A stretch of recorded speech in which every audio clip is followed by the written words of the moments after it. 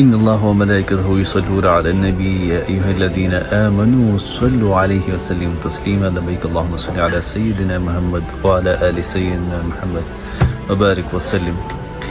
درې داسې ګناهونه دي چې هغه سره د انسان انجام ډېر زیات به خراب وي، د هغوی ژوند او آخر مرګ دا به ډېر زیات د دوی خراب وي.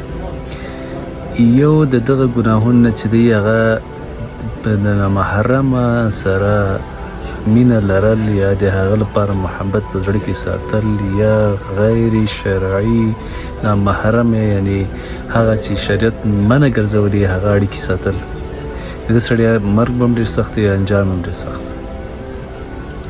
دویم هغه کس چې هغه د هغه روزمره ژوند په حرام باندې خپل مال په حرام باندې خرڅوي، حرام خوري، د دې سړي به هم انجام ډېر سخت دی. او دریم هغه کس چې هغه دروغ وایي، غیبت کوي او خپل ژوند وخت ټول په همدې شي باندې ضایع کوي.